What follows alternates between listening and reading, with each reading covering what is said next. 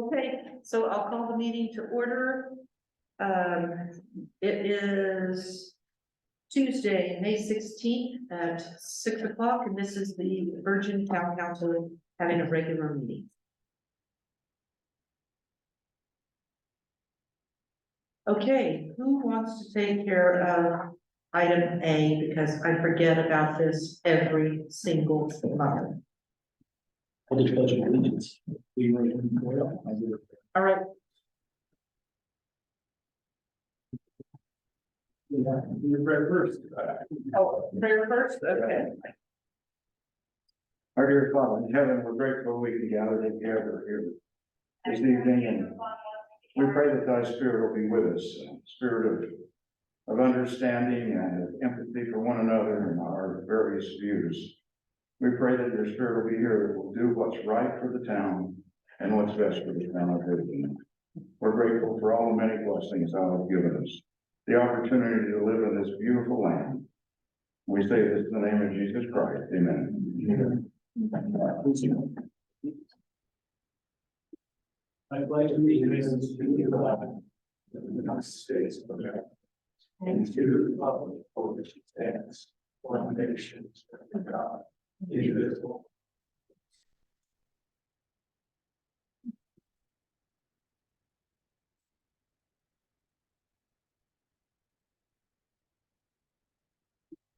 All right. Declaration of conflict of interest. We'll Nothing. start with Eugene. Nothing for me. Leroy, Now, I did.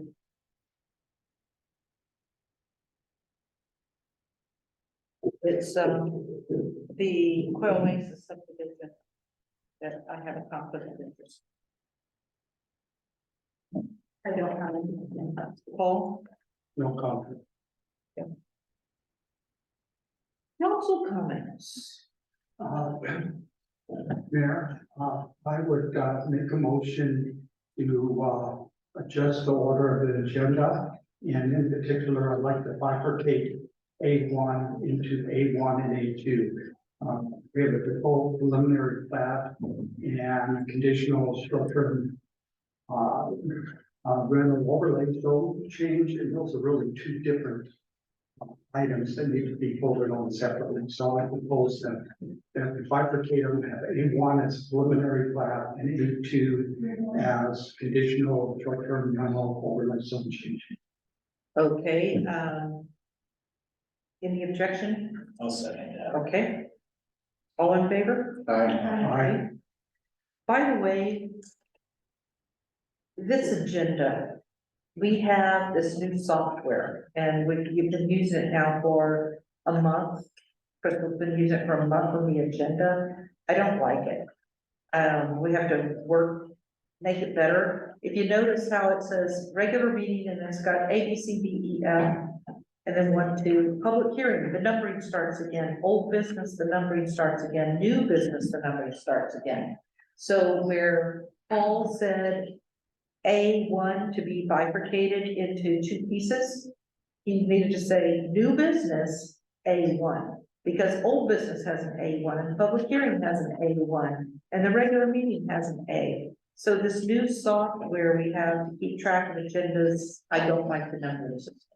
We gotta do something about it. So I just wanted you to know that when you said A1, if you hadn't explained that it was about Quail Mesa, we would not have known what you were talking about. Yes, and for some reason we would do old business, A1, A2, whatever, and then new business, instead of going down numerical or letter all the way down. That's what I'm saying. I don't like it. Yeah. And I'm used to that format instead of the format we've been under now. Oh, this format? I don't like that format. I Oh, like okay. the format you're proposing. Okay, none of us like it, okay. I assume that you agree. I do, yeah, I just want to add on, I think it would be wise if we could, I don't care where the council comments go, it's not just a report, but one of the things I think is difficult is a lot of time the public gets up to speed, and they ask us questions directly, and the decorum is we do not answer, but it's. So you'd rather move council comments after. So we can respond. And I like that even better, yes. I really.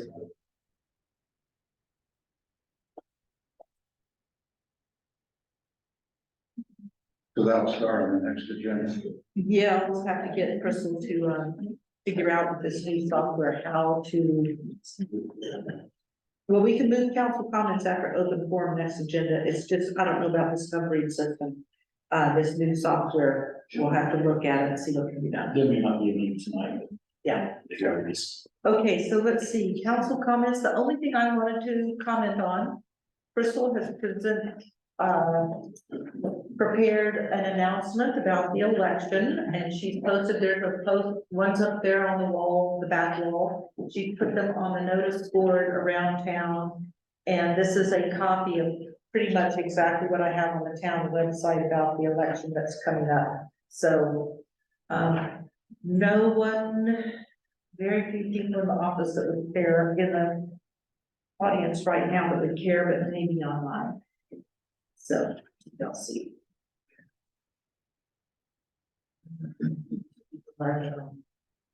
Okay, so, the only comments else I have is we still have not heard from Rocky Mountain Power what the status is of those lights, the new street lights we were supposed to be getting in January, and it's now May, and we still don't have them.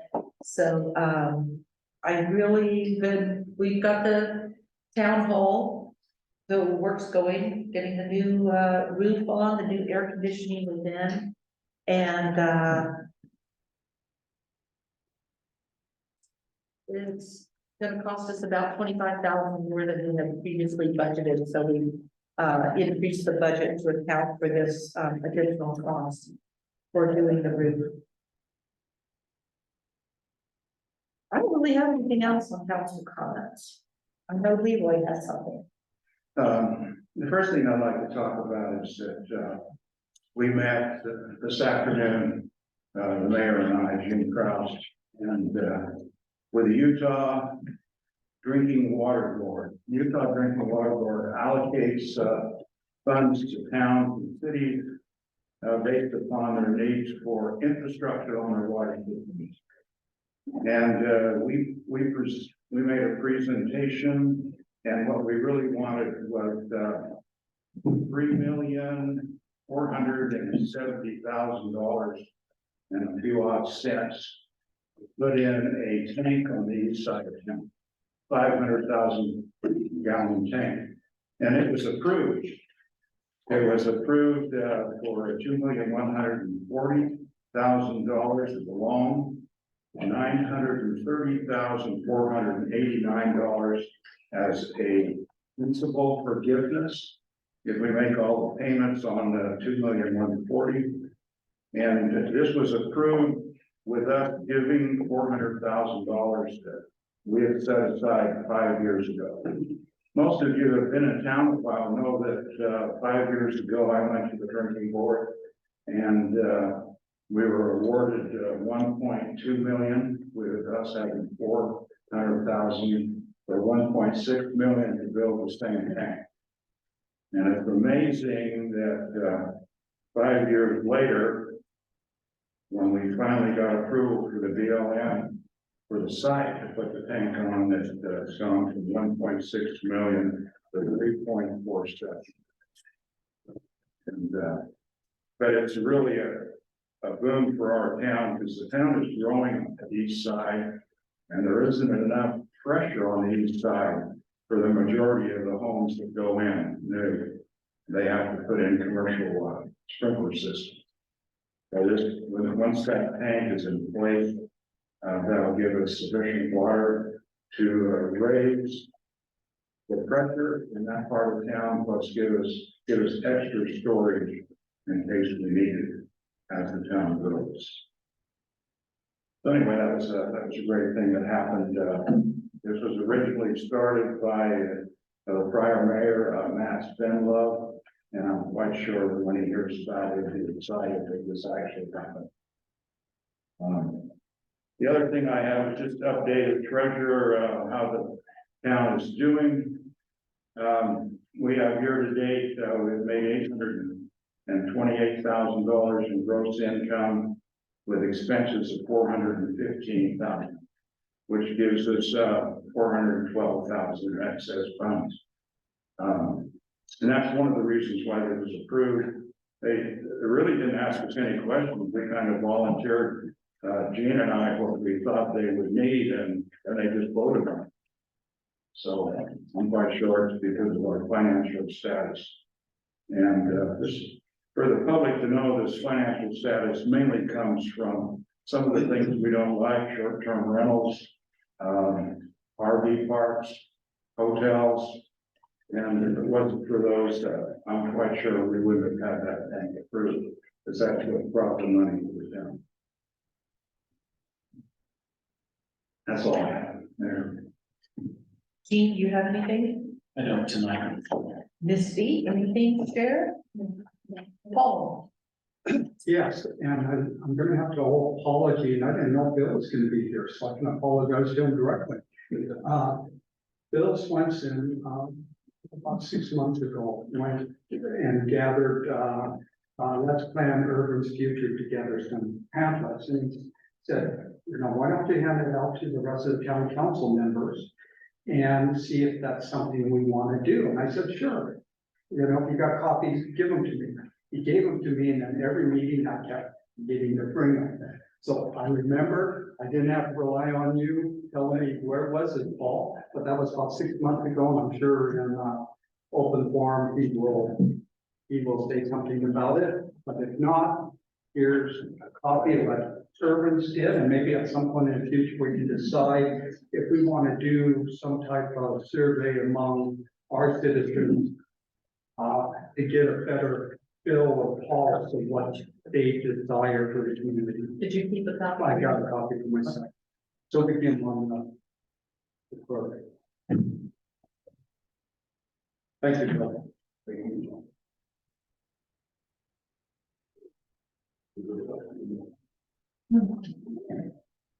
So the next item on the agenda is the consent agenda for the approval of the minutes from the last 2 town council meetings, April 25th regular meeting, and then the work meeting of May 11th. And approval of checks and invoices for both March and April of 2023. Now, I went back and was looking at the minutes, and last month at the April meeting, for reasons I did not understand, you guys moved to continue approval of the checks and invoices for March to this meeting, but there is It's because one council member didn't have a chance to review them. and he wanted to review them before Okay, they were. I was attending by Zoom, and it was not the world's best sound. And that council member was me. I know it was. I didn't see him on SharePoint like that. That's probably my fault because I didn't look into my folder. Okay. So are we ready to approve those checks and invoices this time? Yes, Okay, and before we take a vote on it on the minutes, just so everybody knows, today, there was one mistake on the minutes that I went in and corrected. And it was actually on one, everybody know about it, so it's actually on the vote. And they had Misty and I switched, and he was an A and I was an A. The actual vote was I was an I and she was an A, but they had switched us in minutes, so I reversed those two, and that was on the short-term rental section, so. this if was you from read this was from the April meeting? yes, so if you read the minutes, I made that switch this afternoon. I want to make sure everybody else is clear, and that's okay with it before we approve the minutes. I've got some mistakes on it too. Let's just give those to you. Yes, They're just- you have some just changes. grammatical stuff. Okay, all right. Yeah, I have a few things on here that I'm gonna make a change to also. For Crystal to fix. Okay, so consent agenda, motion to approve the consent agenda? I move we approve the consent agenda with the corrections that were made by Paul and Gene and the mayor. I'll say, All in favor? I, Aye. Open forum. Anybody have anything you've come to say?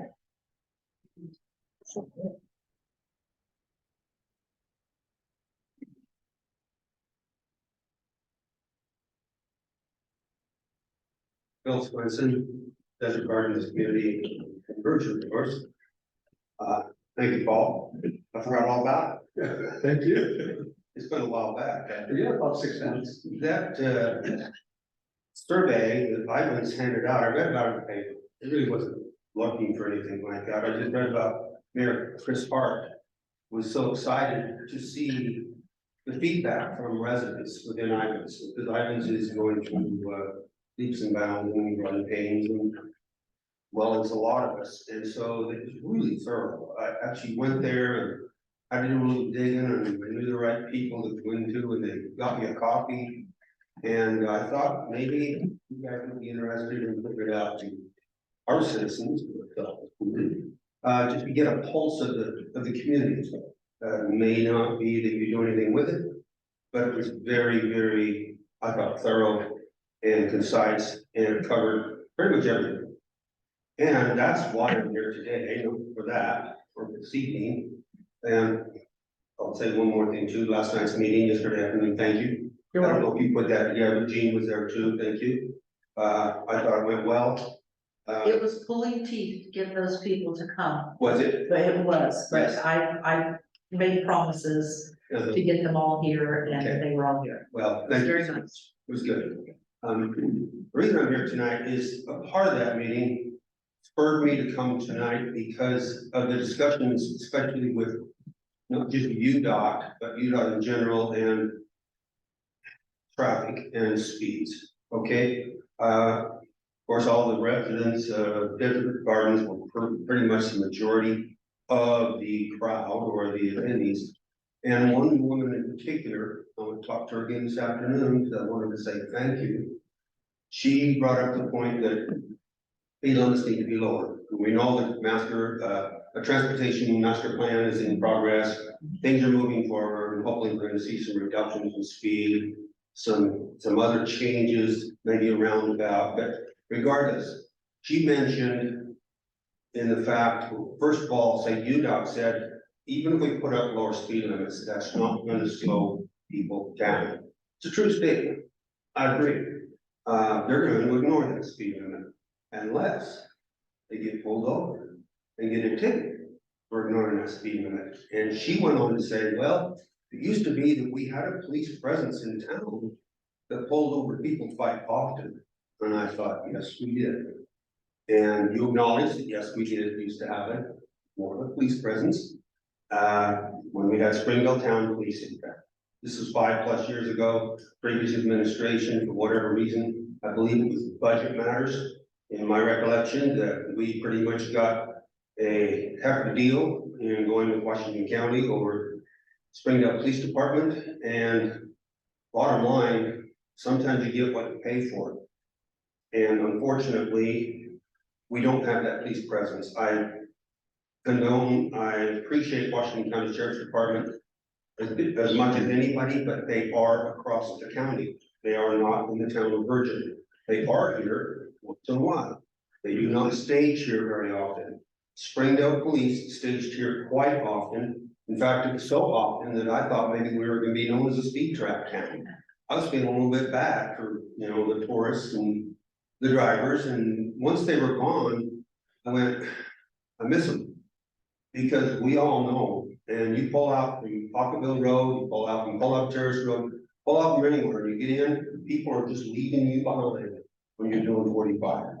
Okay, so with that said, this lady came up with a good idea today, and I wasn't even going to present that tonight. She said, I wonder if there was any way that we could reach out to the council, and I know you probably don't like to hear this, but maybe do a petition. Maybe, I don't know if that'd be something that would be proactive, it would be the wrong thing to do, but to get a pulse of the citizens.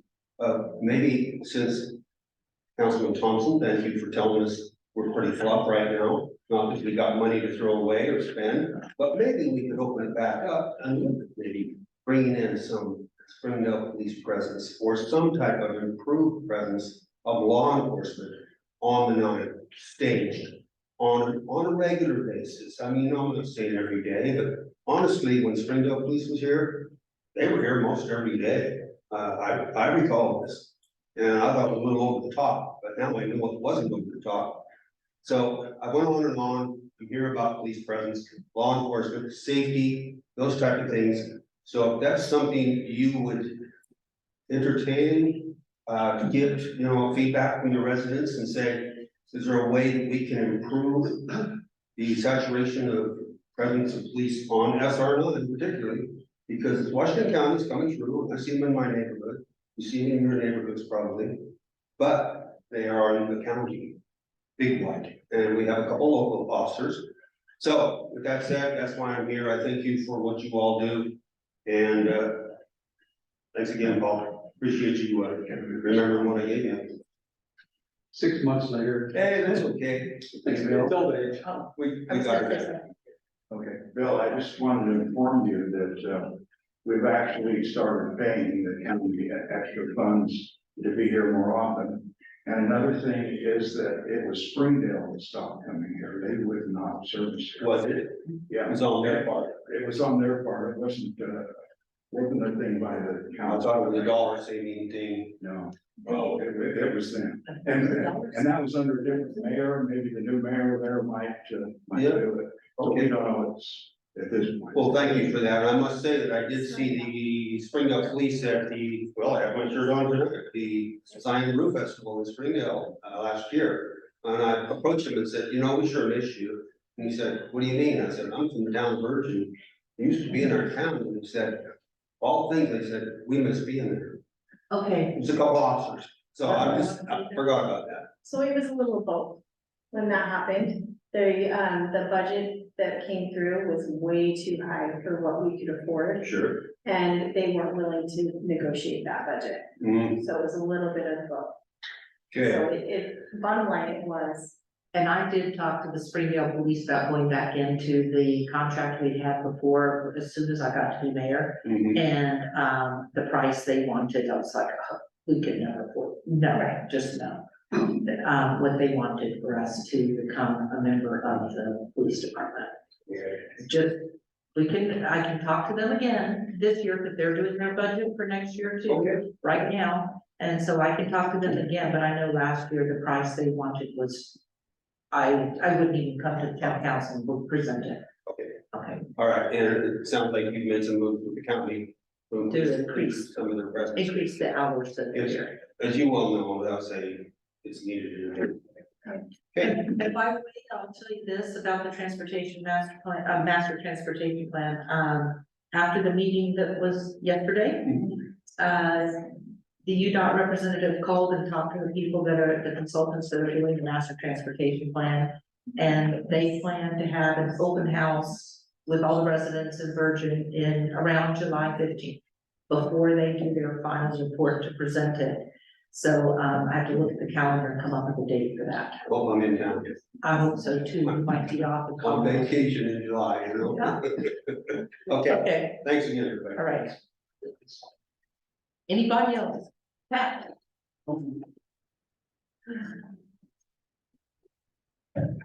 I'm Pat Galvez. I came to the last meeting and I informed the town council, I complained to the town council about the road work in 1420 West. And happily it's been approved, or it's been repaired about May 5th, I think.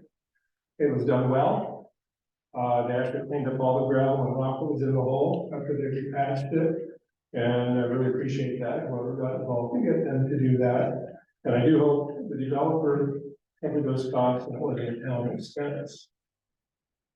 My second item is on the meeting again yesterday. Thank the mayor for arranging the meeting and both Gene and Jean for being there for the town. But the other folks who were reps from the fire department, UDOT, Jenkins Fuel, the Bree Project, and then our town engineer. So it was one of the best interactive meetings I've been to in this town. I felt they were listening, people got to ask questions, answers were given, ideas were added. And I felt really, I think the audience was listened to. Desert Gardens had 20 households and 49 households present at that meeting, which I thought was a pretty good turnout. And I know that meeting gave me some faith, maybe our future transportation meeting in July, same open forum, same concept.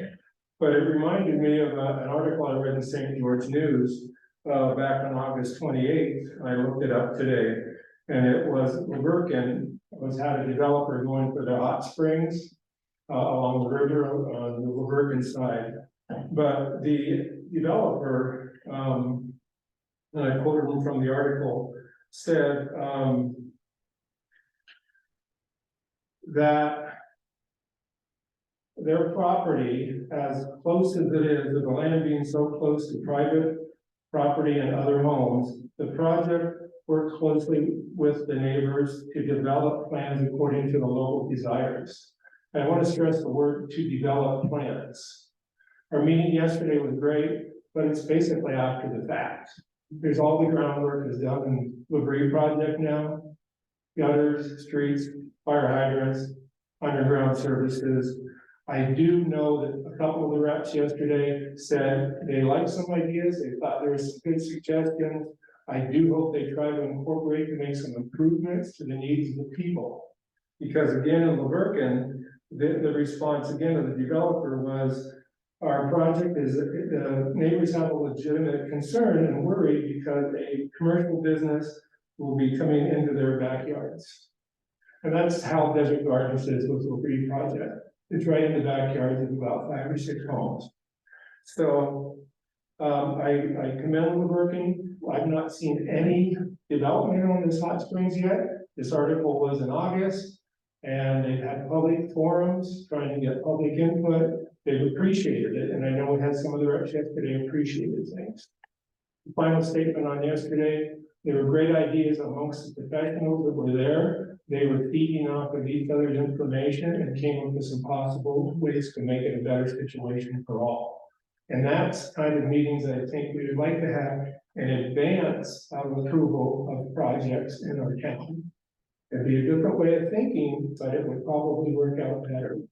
And I don't know if persons had the opportunity in the past to look at developments from that perspective. So I encourage you. It was a great meeting, and I look forward to future public meetings. Thank you. Okay, so last month we passed an ordinance that is changing the procedures. So it might work the way you would like to see it. Okay, thank you very much. Thanks again for fixing 1420 West. You're welcome. Okay, next item is F, and we have a guest speaker who is going to talk to us from the fire district. So would you like to introduce them? I have, interim chief, Bill Decker here. This is at the request of the council, because they wanted to talk about, the current use of, Bergen Fire Station, future use.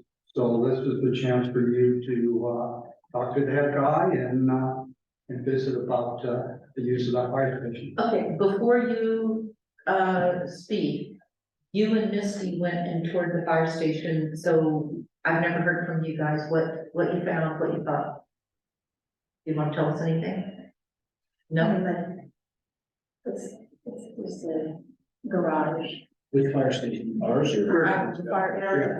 It's just a garage. My main thing was going in there, is just to see, I've never been in there. I wondered if there was office structure or Right, anything that's like what I that was that could wondering. be, and it's a garage. Okay. Well-filled garage.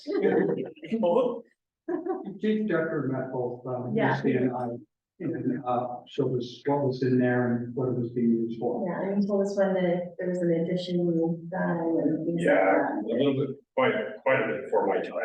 I don't know a lot of the history of that. I just know that we did some work to the building. And we appreciate being able to be in there to help service your guys' community. Anything we can do to help with you guys, we're more than happy to. I know we have ran into a few hiccups. There is, sorry to introduce myself, Joe Decker, I'm the interim chief in the Perkin Valley. I've got my big gun sitting here in case you guys get rowdy, you know, guys get cold for things with me tonight. But kind of paraphrasing back what I was saying, we're, you know, we want to be part of your community, we want to help any way we can. We do use that building currently. It's not just storage. We do have active fire trucks in there. We're doing a little bit of moving and jockeying around vehicles right now to prep for the summer season. We're actually looking at, we put a tender and a few other wildland stuff up there for response on that. You know, I'll be honest with you, in our 6-year plan that we've got coming up, we just finished up our impact fee facilities plan. We're moving to that. Virgin is listed as one of our future stations we would like to build. We're just trying to work through that aspect of that, of what those are. You know, we do enjoy being there. We'd like to continue to be there if you'd allow us. But if we do, we would really like to get a lease in place. What we've discovered in our documentation, I've got a copy of the lease, but it has no signatures on it. Also sounds the same for you guys. Yes. So I think, just to clear that up, maybe it's time to bring that to the forefront and fix it to today's thoughts, and maybe we can execute that and get that taken care of. But anything you guys like to know, more than happy. If you guys are more wanting to see the station, I'm more than happy to meet you there, or I can have somebody meet you there like and see what we've got in there. Nothing special. So you're hoping to continue to use the building? We're hoping to, correct. Okay. Like I said, we do have future plans to build something in Virgin. How many acres of land do you need to do the station that you guys want to do? You know, a little bit of change of what's happened in the past, you know, we're going through an administration change, right? So I don't have a exact building set out yet in plans, but what I put into our impact fee plan is about 6,500 square feet. So we would probably need maybe an acre and a half at the most. Okay, because the last time I had a meeting at the fire district and was talking to Pullman, he had they had a proposed plan, it's quite nice, but 1 acre wasn't gonna be enough. Yeah, and I'm not sure if those exact plans, what he wants to do is the thought in the future also. He had some great ideas. His thought process was a couple base station with probably 2 like apartment complexes off of it, so we can have wildland people staying there, and we're still thinking the same thing. But my history of building municipal buildings, I like to go, instead of going a large footprint, I like to go smaller footprint and maybe a little taller instead of that. The cost is not as much as spreading wider, if that makes sense. Just so you guys know, I was the city manager in Canab. And I feel for you in your water stuff. The last project I finished up was a $7 million project for 2 2-million-gallon water tanks. And when we started, those prices were for $3,100,000. So I get that.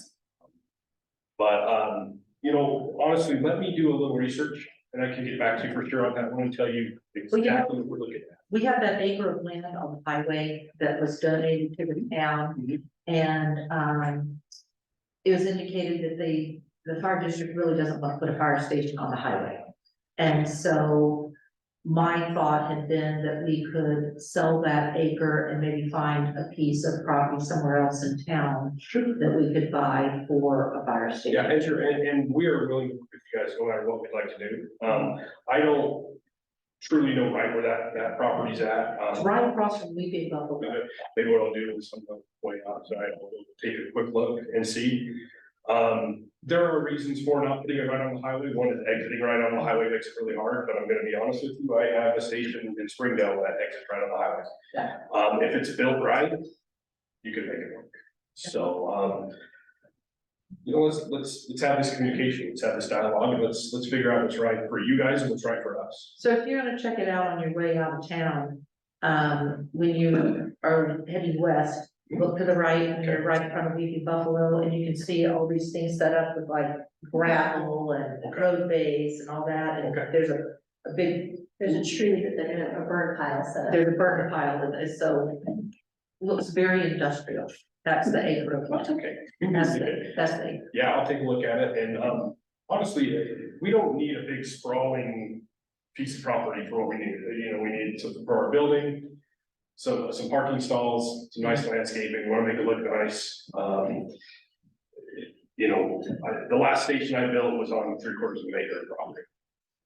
So it's very doable. Okay, all right. I got a couple questions for you, sir. What's the plans now with the change, obviously, you're doing there, but what are your plans up on Co-op? Because just opinion, it seems like for wildland, it'd be more It'd be better for you guys if you had wildland folks up where the trees are. Yeah, so co-op is still really similar to what I was just talking about on the station here. We're looking at doing a joint venture between us, sheriff's office, the water district that's up there, the fiber company. We want to do a joint building up there where we have a facility up there, once again, with maybe 1 or 2 apartments off of it, that the way we're looking at it, can't justify putting full-time people up there, right?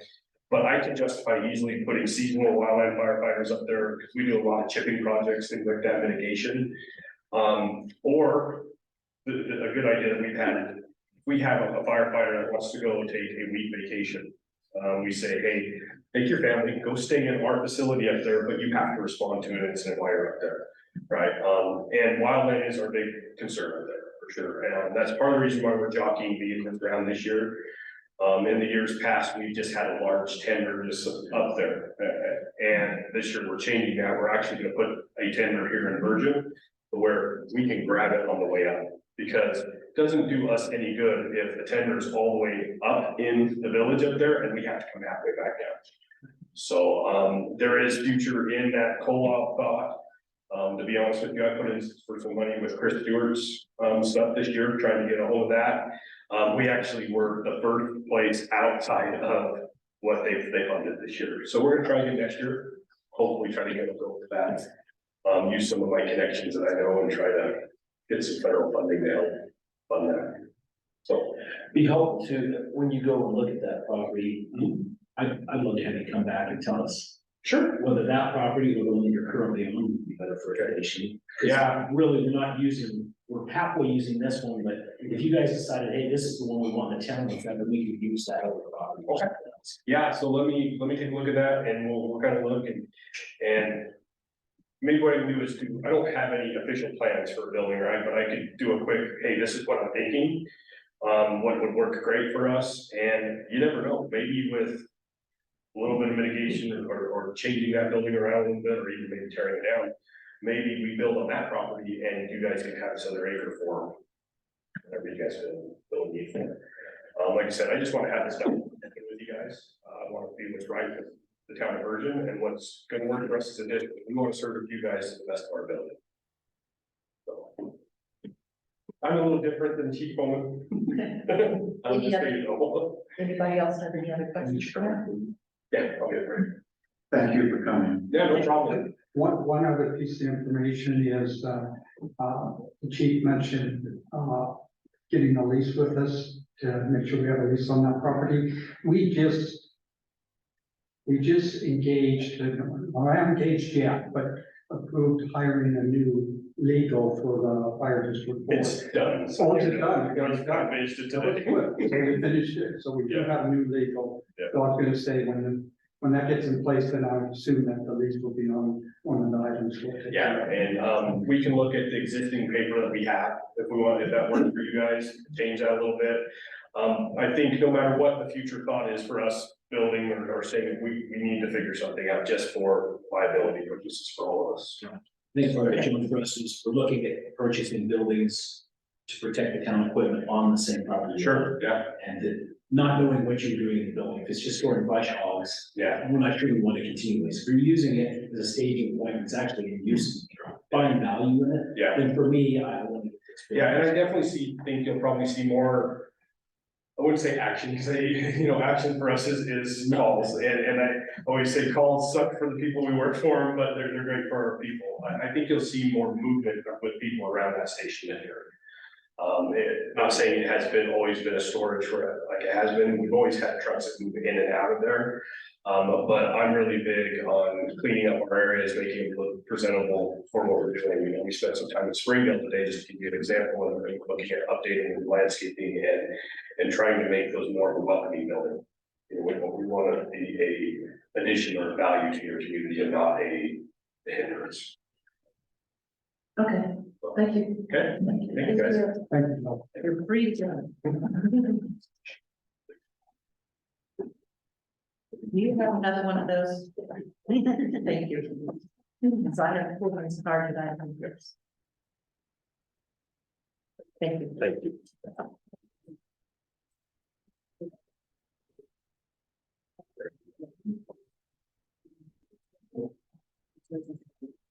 Okay, Welcome to management. all right, so the next item on the agenda is to open the public hearing, to accept public comment on both the amended budget for this fiscal year and the proposed budget for next fiscal year. So I need a motion to open the public hearing. Anybody?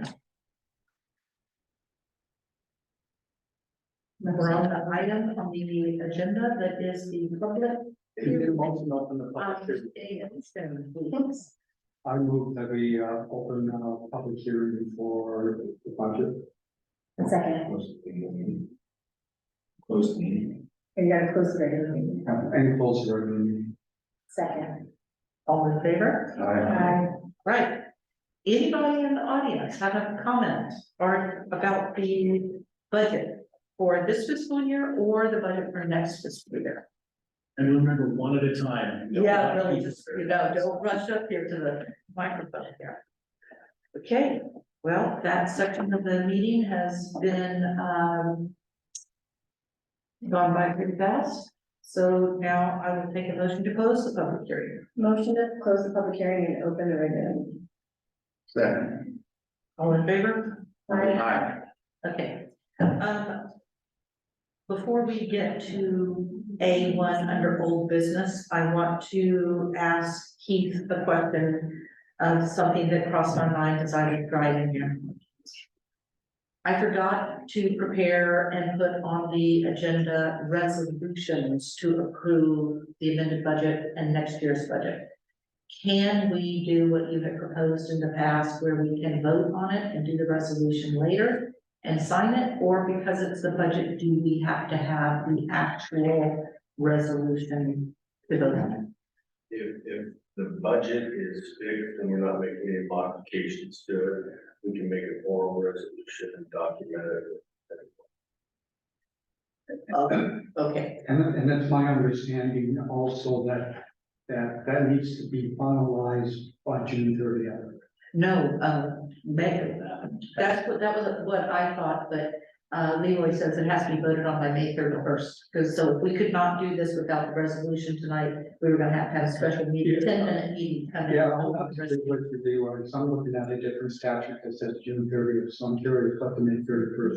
But I'm all right if we're ready to go and proceed. Yeah, it's, according to the account, we've always done it in May and it has to be turned in by the end of May to the state. But yeah, I always thought it was June 30th also.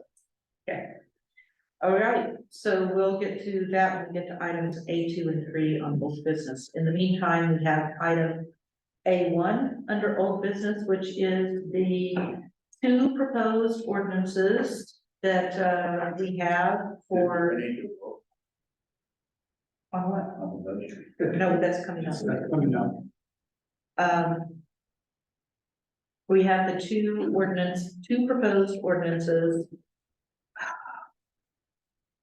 You want me to?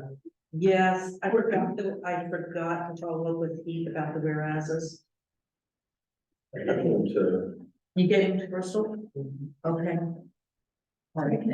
We can add that. All right. So what you have in your packets are based upon our discussion at the work session is one ordinance that has amendments we made at the previous regular meeting of 1 and 2, along with changes to include DRC, Development Review Committee, that the adverse party change that Commissioner Garrotti mentioned, and then renumbered everything to even numbers. And then the other ordinance in your packet is the one with all 3 amendments, 1, 2, and 3, with the same changes to reflect the Development Review Committee adverse party, the renumbered to even numbers. So I want to understand one more time. So the orange paper clip is 1 and 2, and the green is 2, 3. Yes, I don't know. yes, they are. I just looked. Green is 1, 2, and 3. It says if you look at a couple pages, then you can see. Yeah. So were you gonna take public comment or? No, Okay, so I move that, I make a motion that, we approve, the green, which is with amendment 1, 2, and 3, and of course that, appropriate whereas. I'll second So it would be the green one with amendments 1, 2, and 3. Yeah, That's what the council biggest official is. yeah, and if Well, that, even if he seconds it. and if that's that fine. fails, Making sure you that. know. No, is that the one that the council takes control? Yes. Yes. yes, That'd be that I don't second it. Okay, well, I'll see you then. I was gonna second it anyway, so it didn't matter. I just want to share. I seconded it. All right, so Jean, No. Leland, No, Jean, yes. Misty, No, Lou, Paul. yes. Okay, so the motion fails. So now let's look at the orange paper clip, So which is, I move that we adopt, the resolution, and one of the things for the future, hopefully we can get to the point that we have numbers on these. You know, now presented to us up here to the access, but I move for, that we approve, the ordinance, with amendments 1 and 2, with the changes that I mentioned, and with the whereases. The So orange. I'll second that. okay, Jean second. Any further discussion? yes, I just wanted to clarify, because we all kind of liked this segue. Yes, Yeah, I'm just wondering why. Because it changed my whole opinion, because if you look at the last vote that I made. it yes, was- I know, It was I a know. total. When we talked about and it, then talked about the segue, and it just led me on a street that I really think we're heading in the right direction. So I just wondered if you would. I am halfway in agreement with you on that one. But, I had agreed with Paul when he had made this Right. suggestion. And I wanted to stay with my initial thought, even though you have swayed me quite a bit toward your position, I'm not 100% there. But I figured the vote was gonna go this way, and you Because were Paul set me on that mission, it set me on that thought, in the last meeting, and now I'm firm with it, so I just wanted to get your, Okay. and the nose. As I said, you voted no. you swayed, Or yes. you swayed me for almost. Okay, I just wondered, all right, okay. All right. So that is item, oh, no, sorry, you need to vote. we need to motion vote. and vote. So we had the motion, we had the second, we thought, Jean, Yes. Leroy, Yes, Jean, yes, Misty, Yes, Paul, Yes. okay. On to the budget.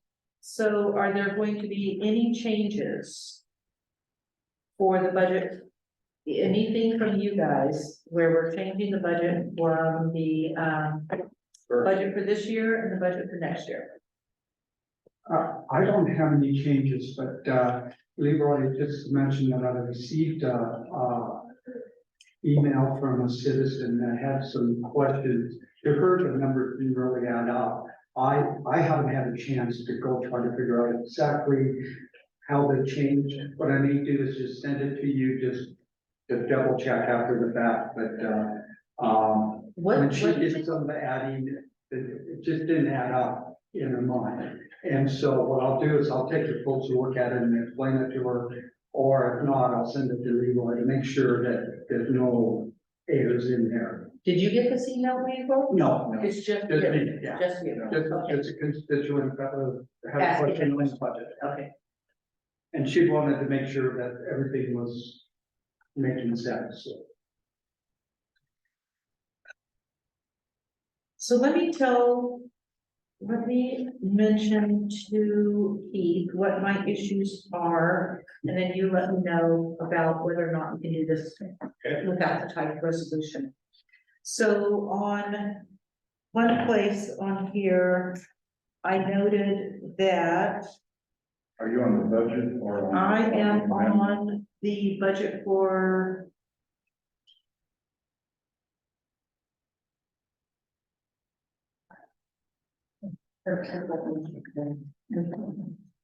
I'm looking at the one for next year, the purple. On page 2, so this is the one with the purple paper clip. On page 2, under general government expenses. The first line says CARES related expenses, and the second line says ARPA related expenses, and he has $38,938 in CARES. And that really is ARPA, and I did not know when I asked him to please change this from that fund to the other fund. Is that the kind of change that would require us to have a resolution? No, if it can be as clear as just saying that it's moved from item 10-44, 100 to 10-44-101. That's all, that's, okay, because he's just put it in the wrong fund. Okay. And the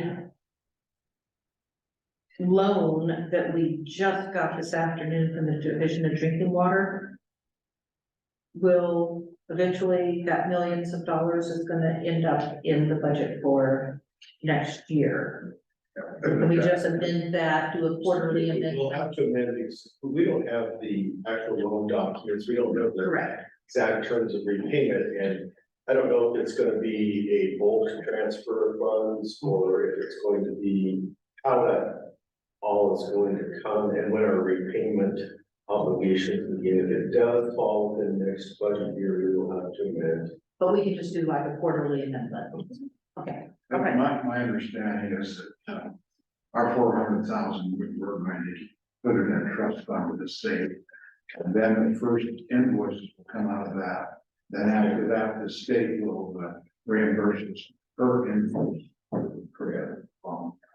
We'll send in pay requests, they'll do direct electronic disbursement.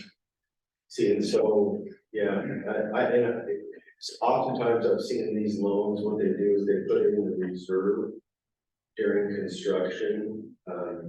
And so you oftentimes don't see any payment begin until you've got a fixed final cost. Because interest is being paid from the reserve portion of the loan. Yeah, that makes any sense. Yeah, this is a 0% interest rate.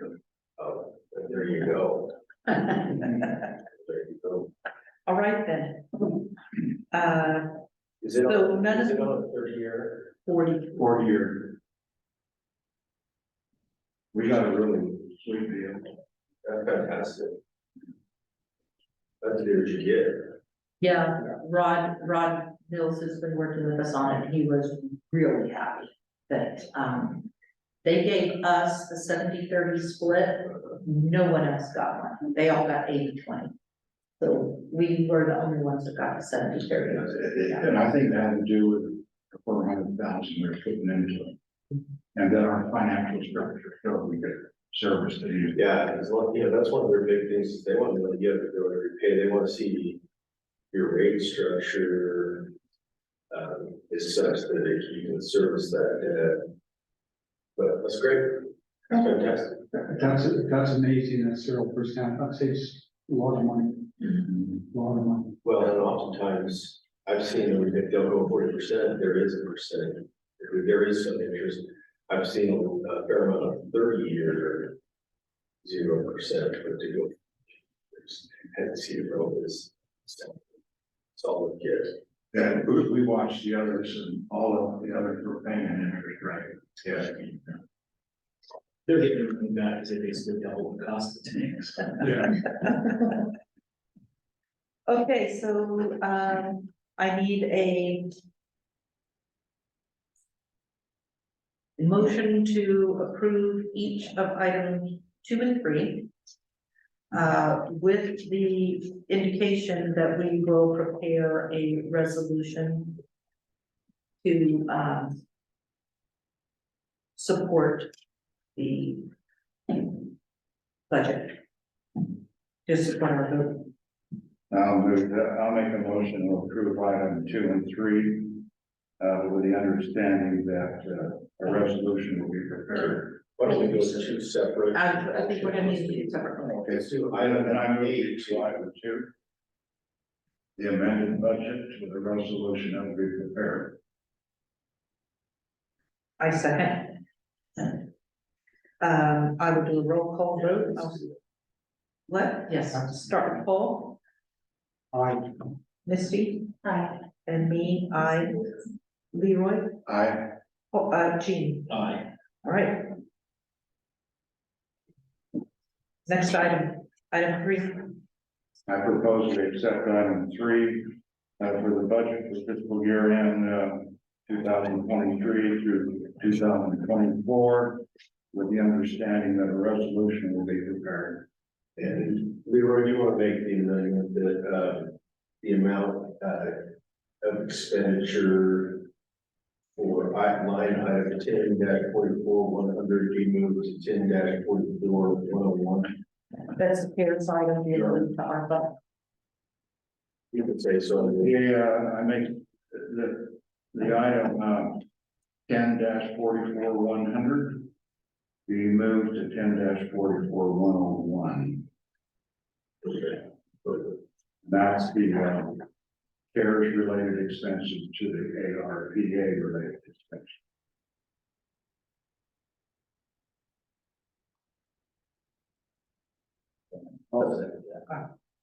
That's the, all right, and so we'll do a roll call vote. This time we'll start with Jean. Aye. Leroy, Aye. me, I, Misty. Aye. Paul. Aye. Okay. So, we've been trucking right along. It is 7 o'clock and we're ready to get on to the last item on the agenda.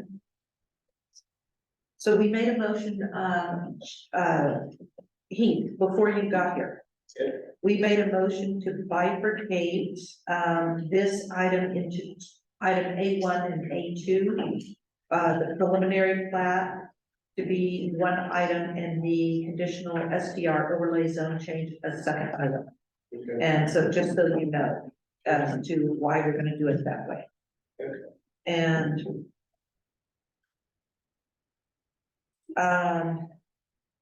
I declared a conflict of interest from the beginning. You weren't here yet. And even though the state code allows me to vote on it, even if I declared a conflict of interest, I, just like the one with Zion Veg, I cannot possibly be objective.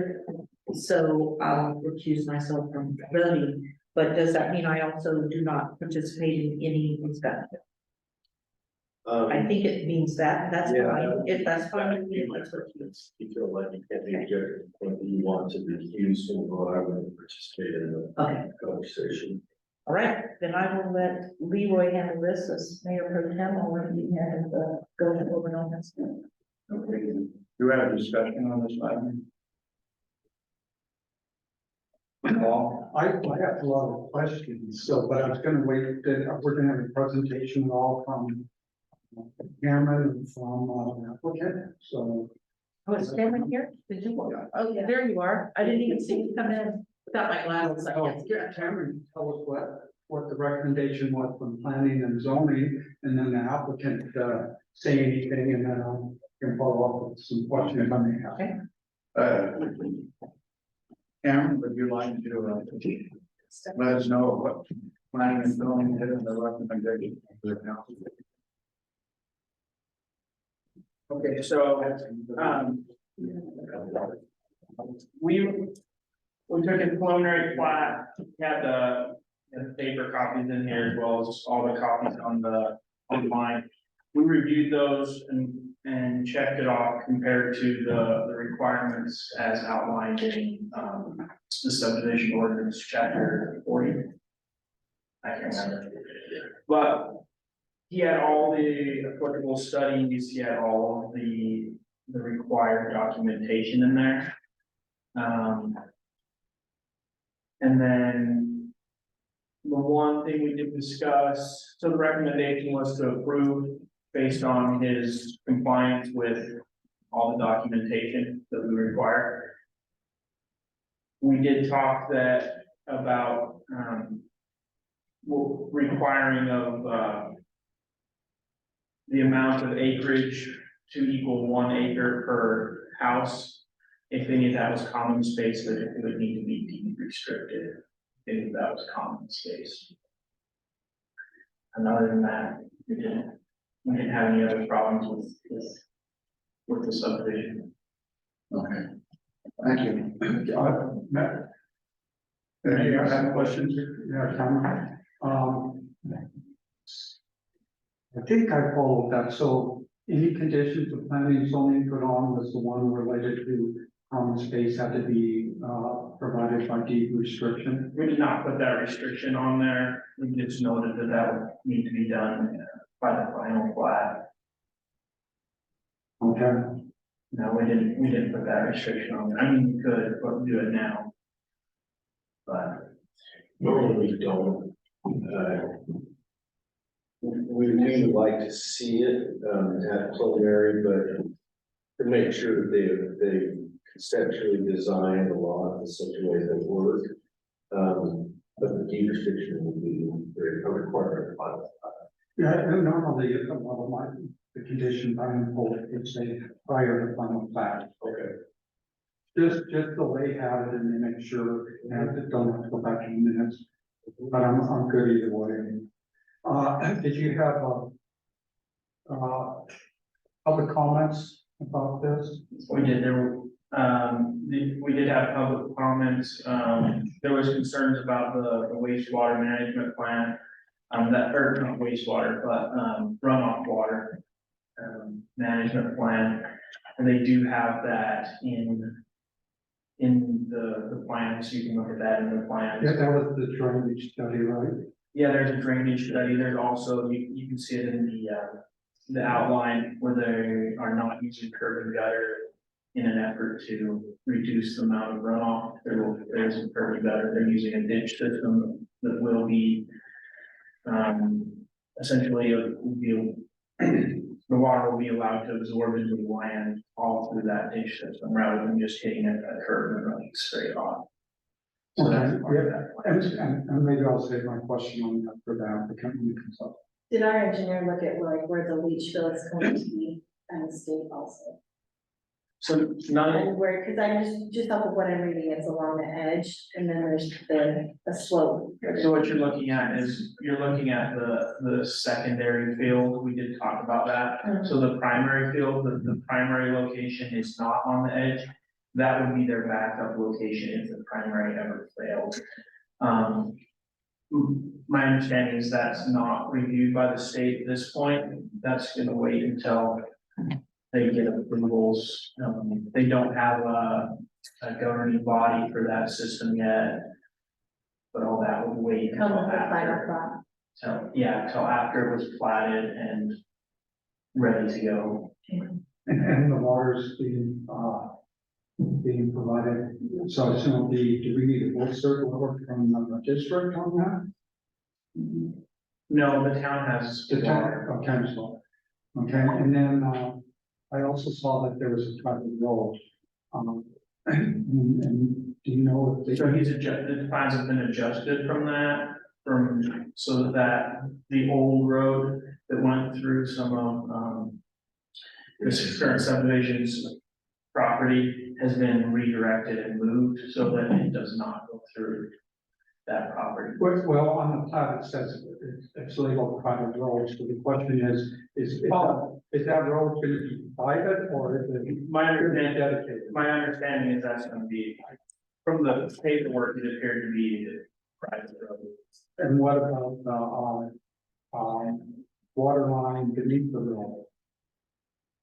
That gonna be private also? So that, where that is a town water line, the town would just need an easement to monitor that. Right, to check meters and to search the fire. So we'll probably need a condition for. And what we normally require in the past is that it be a 15-foot easement from the center line, both sides of the center line, 30 feet. Our engineer indicated that's sufficient. If we need to get in there, bring significant maintenance, repair, dig out, and yeah. if you review the preliminary plot, the reason why we didn't put these restrictions or add these things on there is because none of these are required for a preliminary plot within our ordinance. Yeah, and normally I like to see, like I mentioned to you, because usually I like to see prior to final plat. All these conditions, so everybody's on board, everybody knows what needs to be done, it's just. Different ways of doing it. Well, once you've got your plat, preliminary plat, then the developer starts to spend the money. Yeah.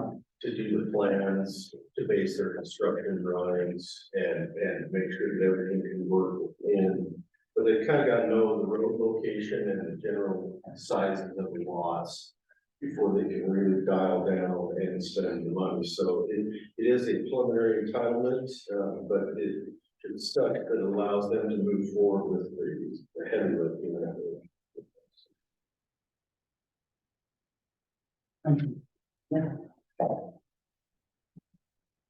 Any other questions? Any other questions? Okay, Thanks. thank you, Carol. This, Jeff, Lee, would you like? hold on. There's one thing I want to say, it's nothing to do with discussion. It's just something I saw on a piece of paper here that's incorrect that I would like to, It doesn't have to do with this agenda item. it does. It's just this top piece of paper. This one here, it's from section A, item 1, page 1. This one by Civil Science, it's got a map on it. Everybody, it's your top item. It's just this sentence. It says Zion's Edge subdivision installed a culvert pipe that is in a storm drain and utility easement on the south side of Entrada Drive that conveys runoff water through Cornelius Wash, then to the Virgin River. Zion's Edge subdivision did not install that. That was the town of Virgin. And Zion's Edge subdivision wasn't even a subdivision yet at the time this work was done. It was done in December of 2021. Yeah. And it was the town that paid for it. And so I just wanted to have that noted that that was the town. This is the drainage study that was done by Civil Sciences. Yeah, no, that's a good clarification. I just want that clear that the town did that. It's not them. Okay. Okay. Sorry, I failed to mention the last comments besides the drainage, which does exist, which is there, and we showed that to the citizens that were concerned. The other concerns were things like building height, and building envelopes and all those type of things, but they were all things that are out of the purview of the preliminary plat and not something that we can't make rules on. Because they don't exist in our ordinance. Say that again? Because they don't exist in our. No, what was this? Keeping buildings to 1-story, building heights, Okay, restricted building envelopes, things like that. I promise I won't say anything else. Okay, Jeff, would you mind coming up? And does the council have any questions of Jeff? Jeff Lee. I know, recently, Mayor, just one comment that there was a drainage ditch that was installed that went under the road there. That was put in 2 years ago, a year and a half ago. Yeah, Just recently, the Staples, when they were doing that, they put a much larger culvert in, a plastic, I don't know what you call it, plastic pipe. And it runs straight along the road over to Cornelius Wash. And it more or less doubled the amount of effort into that. when did that get done? I haven't seen any work done, but I mean, if you walk out there, you know, there used to be pipes that went out to just to the east of your home. yes, That is now all diverted over into Cornelius Wash, which was what the engineers had designed, and it was a much larger pipe because the old one wasn't draining and it was on the road. Sorry, I think that's a if you walk out there and look, you can see the pipe now, and if you walk to Cornelius Wash, you'll see it's all on the south side of the road now. And that's what the engineers were referring to was the work that was done, and it's only been within the last few months, so. okay, all right, And I didn't do it, so, but they asked me if they could come onto the property that I owned, and they said this was something that you had wanted with the town, and I said, sure, that's what's best, so. Okay. I'll check it out. Go look, yeah. Okay. All right, onward, you guys. Anyone have any questions of John? Yeah, I do, yeah. Go ahead. In the drainage study, it talked about, the ditch, drainage ditch would be armored. Yeah, And then it suggested that the roadside ditches be lined with rip rock or blocks. rip. Yeah, I missed that. Rip wrap. Yeah, Yes, yeah, it's the spell check that messed up on the whole thing. And that was a suggestion, I'm assuming I have no problem with the condition that require that. I mean, I'm no engineer and I don't understand storm discharge and stuff, but we hired engineers and he said, you know, cause I talked about curb and gutter and they said you'd be much more effective on coming off the top of something to not have curb and gutter, cause that has a focusing effect on water and will actually cause a worse flood event than having a drainage ditch. And they said, we recommend putting, you know, blockage or riprap. Think of, you know, every 50 yards, there's a little rock wall that helps kind of diffuse the water from picking up speed. I don't have a problem with that because I think that fits better into the desert environment look than the curb and gutter. And really, they just said a curb and gutter will focus water down that hill like a pump. I thought it was interesting. They said that after they put houses up there, there'll be less of a drainage problem than there currently is, which again, I'm not an engineer, it doesn't make sense to me, but they just said there'll be less stormwater discharge after the lots are developed than there currently is, because it will take water down drainage things, not just natural channels. Yeah, and I don't have a problem with that, I just want to make sure that that's part of the condition, prior to final plat, instead of it was phrased as a suggestion in the report, not a requirement, so that's what caught me on that. On the construction plans you see there, right, go back, sorry, Monica, are you doing it? If you go back to where you just were, you'll see at the bottom, that is a diagram of the size, the construction plans are already showing that built in. There are certain requirements when I kind of went through what the council's got to do. I mean, you've been at the meetings where gone through the preliminary plat requirements that we have to look at. No, that's fine, I feel like I've been through. Yeah. Anyway. You watched on those, so there's a couple of questions I have, and so I'm gonna do this in the form of what I think may be conditions. That way I can get your input on it, and the town council can say no or yay, as it provided. One of them is, are there any threatened endangered species? Have you checked into that? Yeah, there was not. There's not, so there's no problem if I say a condition applicant shall obtain from the Department of Natural Resources or other proper authority that there are no threatened or endangered species in the whole subdivision. I do have a problem with that because I watched 4 other subdivisions go through the same process and this was never brought to any other, and I just feel like. No, I did it on other 2 preliminary plots I went through.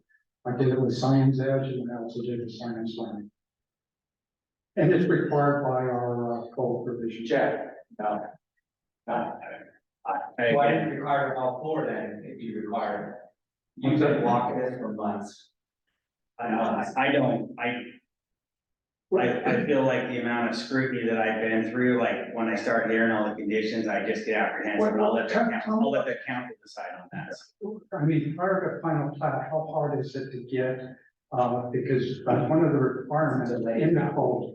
What's that? This is a delay tactic, we've been doing it for 4 months. I just, Another delay tactic. not a delay tactic, it's a requirement of the code that we determine whether a threatened and endangered. I'm not gonna agree to that. I'll let the council vote on it, just. Then the other one is the applicant shall obtain from SHPO and other proper authority that there are no burial sites, national or state registered historic, on the properties. I think it's pretty simple to get. Same as the last one, I'll just let the council decide, so. Okay. And And then we already talked about the condition for the 15-foot center line, 30-foot easement, 15 on each line. And the road is private currently, and that was actually at the direction of, I was informed that a year ago that he would prefer to keep the road private and not have it public. That's something that we incurred the cost of maintenance on, so Your, that, your HOA will. yeah, I'm just saying, that was what I was told by the, I think it was, I believe it was the zoning administrator, said they prefer to keep it. And so that is why that's showing it. Gating it? No, not currently, not plans right now, but we are planning on just keeping it private. We're fine with an easement for the access to the water. And then,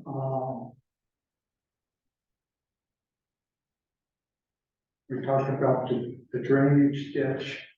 And then the long-term management plan, for open spaces, is there a long-term management plan? Yeah, it's And in what's the, that? there's a HOA that's being formed and they will be taking care of it. Okay, I think I did see that in there.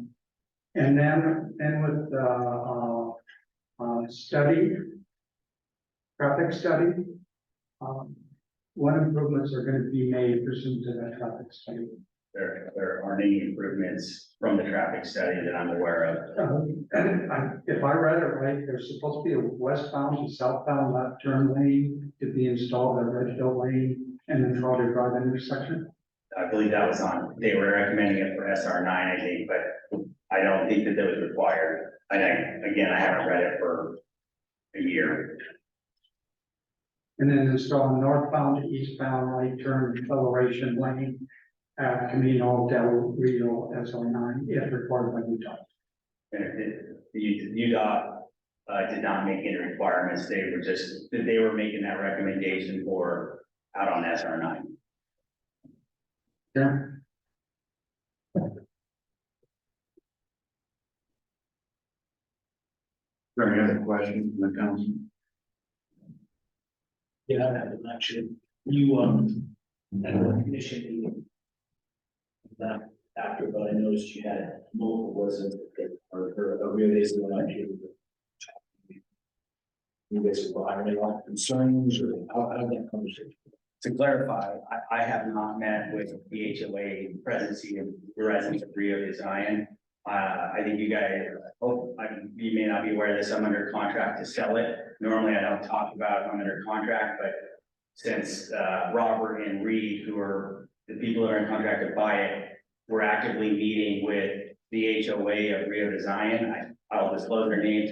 They have met with them at least multiple times now to discuss the concerns. It was, Lauren Campbell kind of head that up, discuss concerns about storage behind the people's homes there on the south side of Rio de Zion at the base of the mesa, what the homes would look like, the setbacks and stuff. And they've had several conversations with them and walked through that. I was not at those meetings, somewhat intentionally, because I want that to be, looks like the new owners, if we go through with this, and part of the reason I'm still handling this right now is part of the conditions of selling this is we need to get the preliminary plat and an STR overlay to be able to do that. And so, that's why I continue to sit here and review this. We get this done, looks like they will be the new owners, and then they've been working with Rio de Zion. If they don't buy it, then I still will own it. At that point, I have a commercial developer, that's interested in it. We'd look at probably selling to someone else. I'm not interested in developing it personally. So I didn't meet with them, but they have had meetings. Do we have any other questions? One thing I would indicate, and a question and concern that I have, if you're identifying the roads that appear to be private, you need to have in your CTNRs the right of the association to make assessments and collect dues. And it's not in your CTNRs, nor is it in the bylaws for the HOAs. So you've got a set of CTNRs that are kind of the old school type, which just restrict uses and things that you can and can't do on it, but it really doesn't give the HOA a whole lot of power in the sense that it doesn't have the ability to have adopt a budget, collect an assessment, and pay for common areas, and a private road would be considered a common area of the development. So, if it's going to stay private, we're gonna need to see some. We can amend that, there were fees for the wastewater treatment, you know, take care of that, Yeah. we can put the public area, the road in there as well, so. Yeah. That should be pretty easy to do. That's something that could be done with a final plat. Oh, yeah. Yeah, okay. It's in the CCNR stuff. Article 5.2 supplements, Okay, real quick. So. 40 pages, so I don't blame you. Article 5.2. Apparently I wrote these because I knew that too.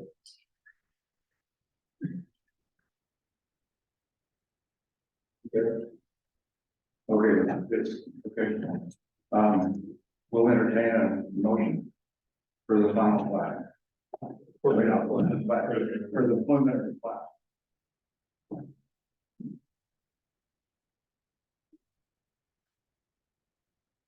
Want me to stay or do you want me to stay? Unless you have anything to add. No, I mean, I feel like we've done the studies, you know, so far, we did the traffic, the slope stability, the geotech, the wastewater treatment, the storm discharge. I already met with the Hurricane Valley Fire Authority, you'll see the layout of the roads has changed from last time we met, and that was based off of the Fire Valley, the Hurricane Valley said this is what we need. There's not been anyone come back saying it's not feasible or doable, like everything's come back is okay, so. I feel like everything's here, thanks.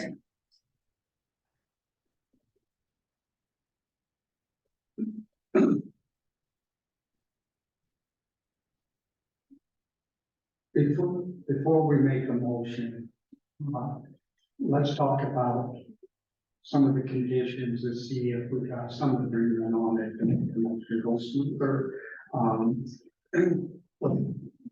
What I'd like to say is the applicant prior to final plat shall, so just file before final plat, just so that there's no question that these are required before final plat, is that we have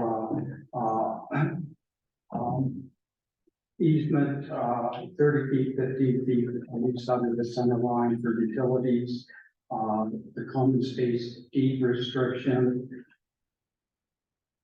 and then the necessary changes to the CCR about making assessments for the private road repair. I And thought that was in there. It's in there, but it's very brief, and it doesn't identify how they're gonna base the assessments or anything that. My preference is to probably take those documents to an attorney that one who specializes in homeowners associations can.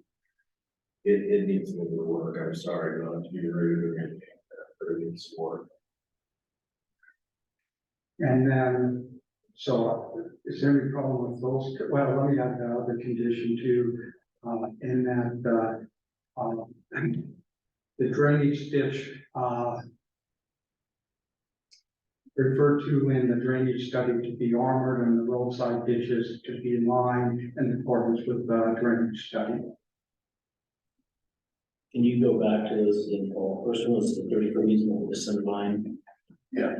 Yeah, street. Now, if you're making that proposal, are you gonna make that proposal as part of the final plan? Right? Yeah, all of them will be prior to final plat. Prior to the plan. Okay, what was the second one? You said common space, I didn't fix that. Uh, Or was that part of your first? What was that common space, the deed restriction that was discussed at, Okay. What was your third one? okay, the CCNRs. Stuff you did what he was saying. Yes, and then, the fourth was to, The drainages. the drainage ditches, yes. Meet the engineers. Yeah, the engineer put in a study that was suggested, I'm just saying, and it appears to be on the drawings, but I'm just saying, follow the suggestions in the drainage, I guess it's a drainage study is what we titled it. Those are the four I proposed. The other two are the two that the applicant doesn't want, and that would be applicant shall obtain from Department of Natural Resources or other proper authority that there are no known threatened or endangered species on the pro subdivision, and that would be prior to final plat. And applicants shall obtain from SHPO or other proper authority that there are no known burial sites, national or state registered historic properties. So Paul, that actually doesn't need to be a condition. Because if you look in the preliminary plat, requirements under existing conditions underneath, it's 5 and 6. Hey, Those two things are specific. is that something that the town can impose on private property? Well, that's really. It's in our ordinance. And what's in the ordinance, the ordinances aren't always legal, so I want to make Right. sure that that's something you can actually impose on private property. If you look in the, Saying you have to get, it's it's, under it's, the existing conditions and it's Yes. another 5 to 6. They have to show it and it's not shown on the plat, and there's nothing in the file to indicate that there is or isn't those items. Right. So I'm not normally saying- what you do. I'm not saying you have to go to the park, I'm just saying, can we impose that, or are we taking the range of every single? It's something that's on all of them, and like even scouts had to do it when they put theirs in and then the new guy came in. And when we did, the Staples subdivision, I required that, So so, I'm not questioning whether, yeah. I'm not, I'm asking, is it legal for the town to be asking for stuff regarding burial sites and natural resources on a piece of private property? And it does state on the plat map, the engineers did state, if you look at general notes 1 and 2. Burial sites that are none present, significant natural resources none present. Okay, that answers the question right there, and we don't get. I'd like to, just for the board and say that's something to really, that is that. Yes, we can require whatever, and on private property, yes, and if there is historical significant items, yes. Yeah, thanks, I missed that when I looked at the notes on that plan. I don't wanna go get another study done. No, and as long as it was in compliance with our ordinance, that's what my concern was. You've got a preliminary plat that has been issued by a licensed bond civil engineering firm who identified that there's none. Yeah, and I know that. That they can check and see on that, and so I think that is sufficient. Yeah, I'm fine, I don't need to change any other conditions, because I think on one of the earlier plats, that notation wasn't on it, that's why I need the requirements. So, if we're all right with those 4 conditions, Yeah, I'd like you to go ahead and make a proposal. I make a motion that we approve, the preliminary plat, with the following conditions, that the applicant prior to final plat shall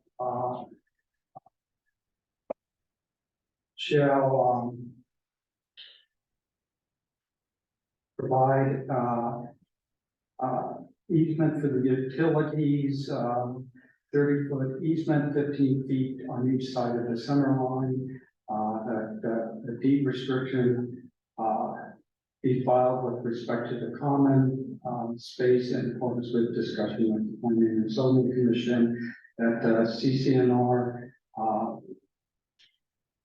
be revised to make assessment on the road, be revised to make sure included in the CCNRs that the homeowners association can make assessments for repair of the road, and also, and that the requirements suggested in the drainage study concerning the drainage ditch and roadside ditches be carried out before final plat. We have a second. I'll second that.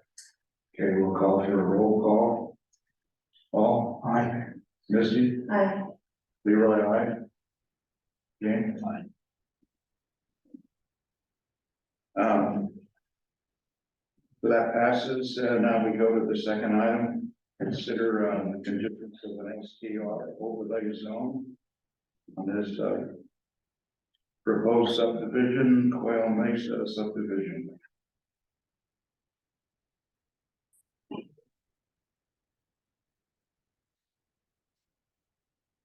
Have any questions or any concerns? I have no questions, no concerns. I have my standard. I was gonna ask, because I think that's good, parking specifically. Yeah. I can't remember, you have three, but one of them we never agreed on. But We never agreed. Top one. It's a real No, top we one. never agreed on. So let me run through those conditions. Condition is each house will have. Make it as a motion. Okay. I, in my practice, I will be voting against my own motion. Okay. I need to do this two motions. What's that? Yeah, do this two motions. Well, No, because I already know you're not gonna approve the rooftop. Rooftop, I've already heard from three of you, so as far as my discussion before the motion, I think they should include rooftop, no rooftops on houses that are for short-term rental.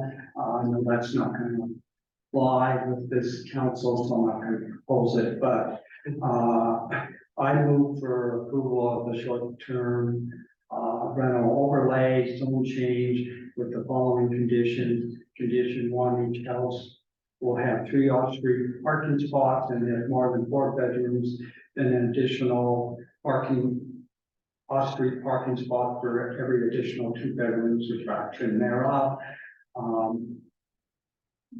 That the governing documents of the development require owners of STR unit to utilize one singular property management company to handle all STR units, which management company meeting all the requirements pertaining to STR management companies in Dulu, and to allow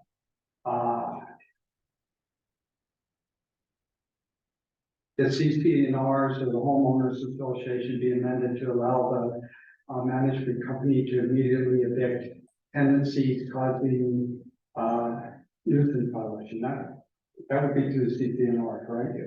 And the last one is on the condition that there be no interior cameras in order to protect the guests' privacy expectations. We have a second, Second that, like discuss.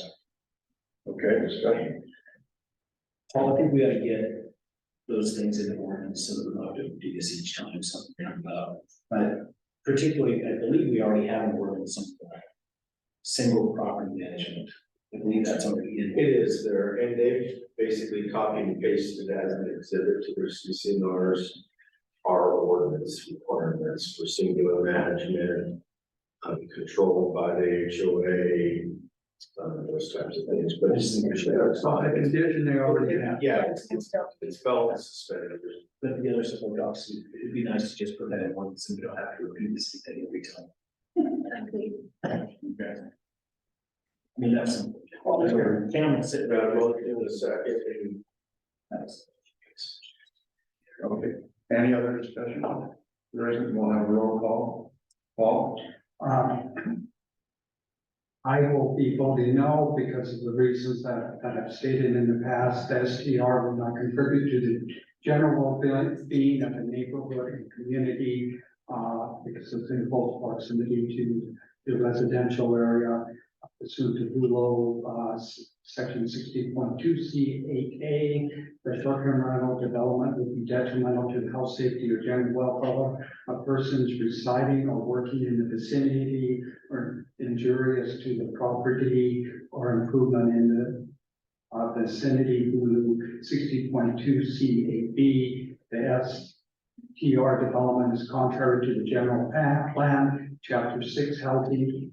It will contribute to the increase in housing prices and the decrease in availability of housing stock available for long-term rental. I like the fact that they're doing housing development up there, and I just don't like the short-term rental aspect because it contributes to the problem we have is with, available rental in the area and housing stock. And the STR is contrary to the general plan, section 8.03A5, in that it will not encourage affordable housing options for families to move to Virgin and securing the sustainability of long-term residents. So, no.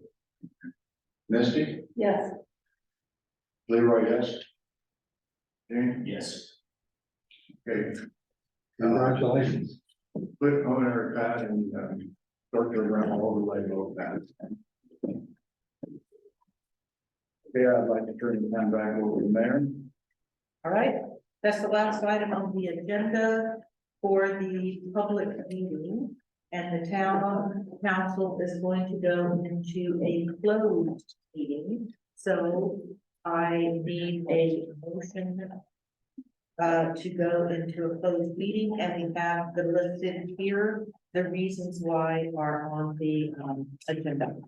The motion is. Close the public meeting. Motion to close the public meeting and open a closed meeting to be held in the Virgin Town. Old Church. To have discuss litigation and negotiation of contracts and. Second. We have to roll call vote. Jean, Yes. Leland, Yeah. Jean, yes, Misty? Yes. Paul? Yes. Can we have a vote? I agree. Yes, you may have to get back.